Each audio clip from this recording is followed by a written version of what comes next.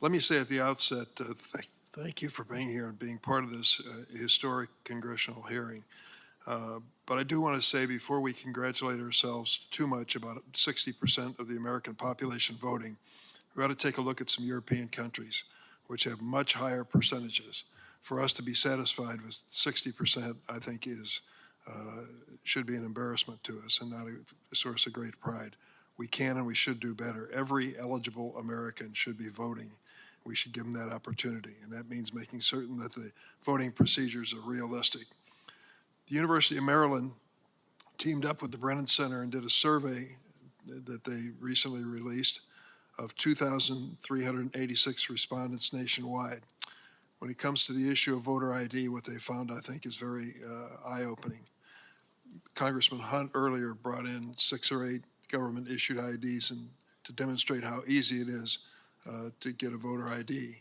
They included, of course, the obvious driver's license, but went on to include passports, global entry, and other things.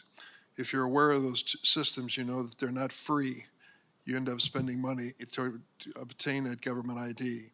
And it's understandable that lower-income individuals are less likely to be in that position. The Brennan study with the University of Maryland found some interesting things as well when it comes to the easiness of using the driver's license as a voter ID.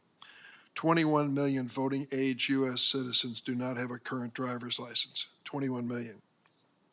Another 12% have a non-expired license, but it does not have both a current name and a current address for that voter. 96% of those with some discrepancy have a license without a current address. So you move and you don't change your driver's license. In many states, you can't use that as your ID to vote. When you look at subsets affected by this, younger Americans, 41% of those between 18 and 24, currently don't have a driver's license with a current name. Young Black Americans, 47%, neither current name or address. 30% no license at all for young Black Americans. So to say this is an easy thing is not realistic. And of course, when they do the analysis, people with less education and lower annual incomes are more likely to lack a current driver's license. To say that this is somehow the bigotry of low expectations, I think, is insulting. These individuals, many of them, are just living difficult lives with a lot of demands. Ms. Lakin, have you run into this in your analysis of the use of voter ID?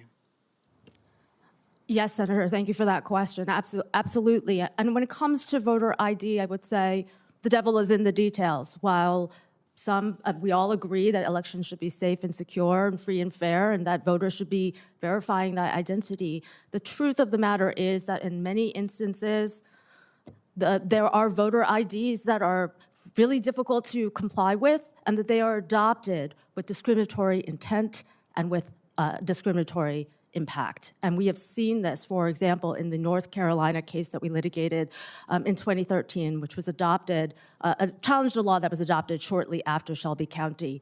In that case, the state, following Shelby County, went ahead and changed the voter ID law that it was going to impose, and in doing so, dropped IDs that were disproportionately held by Black voters, and left in the bill only those voter IDs that were disproportionately held by white voters.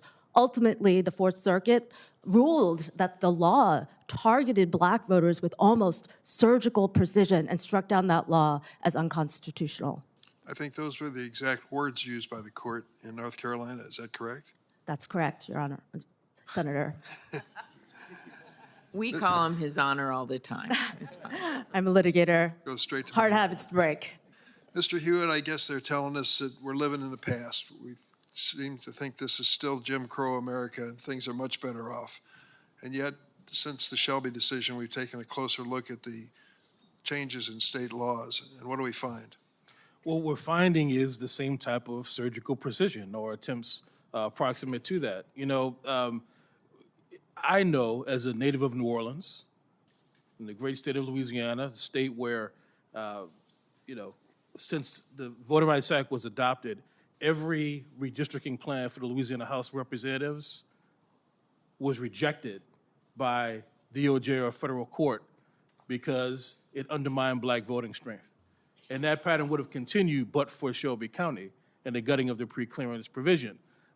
We see the same patterns that we've been seeing for a long time. And also growing up in Louisiana, I know that in black communities, certainly in my home state, people in black communities tend to vote in person.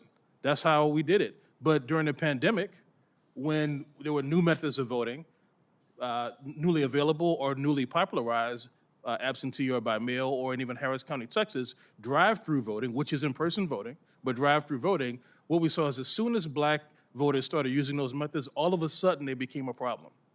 All of a sudden there's some type of issue.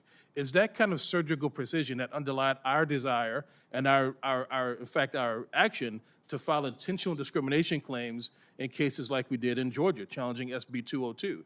Because if you're challenging the very means that are newly popular with black voters, you must have a problem with those black voters. And so these patterns are repeating themselves over and over again. Thank you very much. Senator Lee?